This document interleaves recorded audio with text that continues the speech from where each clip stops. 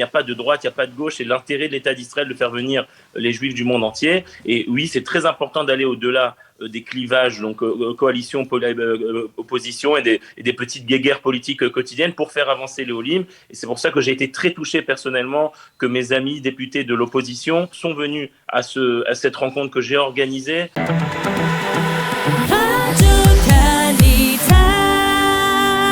Nous sommes en ligne avec le député Yamina Yom Tov Kalfon. Yom Tov, bonjour, Boker Tov. Boker Tov, Daniel. Il y a quelques instants, nous interviewions Nathalie Hakoun, docteur Nathalie Hakoun, qui a reçu le prix pour l'intégration et l'Aliyah, et qui nous exprimait son amour pour l'hébreu et qui aujourd'hui parle mieux hébride que la plupart des Israéliens moyens, on va dire. C'est un exemple d'intégration comme vous voudriez qu'il y en ait beaucoup dans l'État d'Israël, et c'est l'une des raisons qui vous ont motivé à organiser hier cette grande réunion à la Knesset, pour tenter de tirer les leçons de la crise, essayer de se projeter vers une meilleure intégration pour les Olim de France? Oui, tout à fait. Bon, évidemment, je félicite Nathalie. J'ai eu la chance d'assister à la cérémonie chez le président de l'État d'Israël lorsqu'elle a reçu son prix. C'est une grande fierté. Et oui, tout à fait. Je pense qu'une intégration réussie est possible pour les Olim. Ce qu'il faut, c'est leur donner les outils pour cela. Ces outils, évidemment, c'est la langue, c'est-à-dire qu'il y ait des ulpanim de bon niveau qui soient adaptés, qui aient une souplesse, qui puissent s'adapter avec leurs emplois du temps et leur travail, qu'ils puissent travailler, donc avoir ce qu'on appelle la ta'asuka, le droit à l'emploi, donc la reconnaissance de leur diplôme, qu'ils puissent évidemment avoir des aides au logement appropriées, qu'ils puissent ne pas avoir en réalité ce qu'on appelle des chassamim en hébreu, c'est-à-dire d'obstacles bureaucratiques qui empêchent leur intégration. Et au contraire, il faut que l'État, il faut que le gouvernement, les ministères, les administrations soient des catalyseurs d'intégration. Et c'est évidemment tout le but de mon action politique au jour le jour à la Knesset. Alors hier, il y avait évidemment, bien entendu, beaucoup de représentants des organisations de la communauté francophone, entre autres Kalita, mais d'autres représentants de la communauté francophone. Mais ce que l'on a remarqué également, c'est la présence de nombreux députés qui sont venus participer à ce forum que vous avez initié.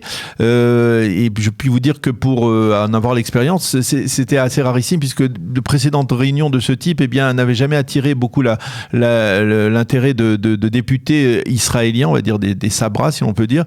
Vous sentez qu'il y a un réel intérêt pour l'Aliyah et l'intégration des Olim de France à la Knesset aujourd'hui, ne serait-ce qu'à travers votre présence à la Knesset?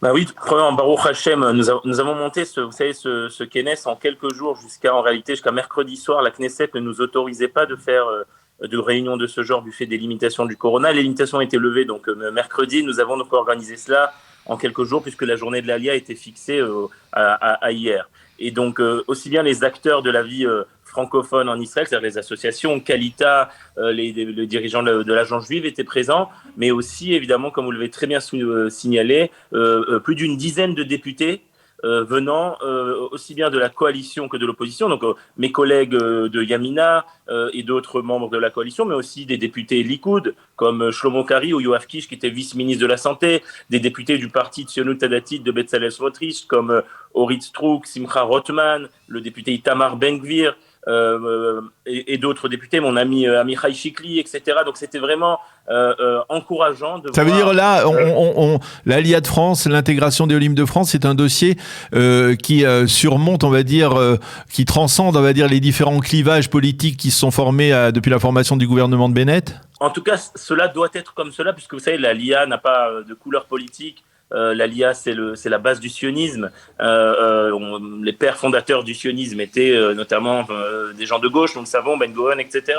Donc il n'y a pas de droite, il n'y a pas de gauche. C'est l'intérêt de l'État d'Israël de faire venir les Juifs du monde entier. Et oui, c'est très important d'aller au-delà des clivages, donc coalition, opposition et des petites guéguerres politiques quotidiennes pour faire avancer les Olim. Et c'est pour ça que j'ai été très touché personnellement que mes amis députés de l'opposition sont venus cette rencontre que j'ai organisée et en nombre, et encore une fois, dans un emploi du temps, les gens ne le savent peut-être pas, chaque député à la Knesset, moi je suis membre de 5 commissions à la Knesset, donc en fait nous jonglons entre les commissions, nous avons des emplois du temps totalement fous. Hier, c'était non seulement la journée de l'Alia, c'était aussi la journée pour la santé, pour la Briut Hanefesh, pour la santé mentale. Donc, il y avait énormément d'événements dans la Knesset. Et ils sont venus, et c'est, je crois, une marque d'intérêt majeur pour la Alia et pour les Olim francophones notamment. Alors celle qui est venue aussi, c'est la ministre de l'Alia de l'intégration, Pnina Tamano-Shata, qui a lancé un chiffre assez étonnant. J'aimerais bien que vous réagissiez à cette donnée. Elle affirme que dans le futur budget de l'État d'Israël, qui doit être voté dans le courant du mois de novembre, eh bien il y a une somme de 30 millions de shekels pour l'Alia et l'intégration des Olim de France. En réalité, dans le nouveau budget qui est censé être voté donc dans le mois qui vient, il y a toute une série d'annonces pour l'Alia de manière générale. Par exemple, le budget de son ministère, le ministère de l'Alia et de l'intégration, augmente de 150 millions. Et moi, j'ai bien l'intention à ce que les budgets qui sont au ministère de l'intégration aillent notamment chez les Olim francophones.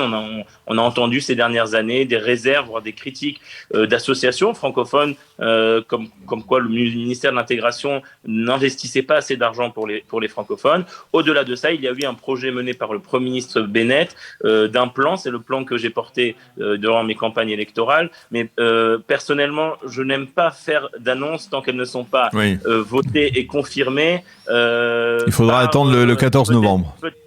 Exactement, peut-être aussi par expérience de ne pas donner aux gens des espoirs et ne pas faire de promesses électorales ou de promesses politiques qui ne peuvent pas être tenues. Donc je vous donne rendez-vous, Daniel, une fois que ce sera effectivement voté, pour m'interroger et, si Dieu veut, pour aller plus loin à ce niveau-là.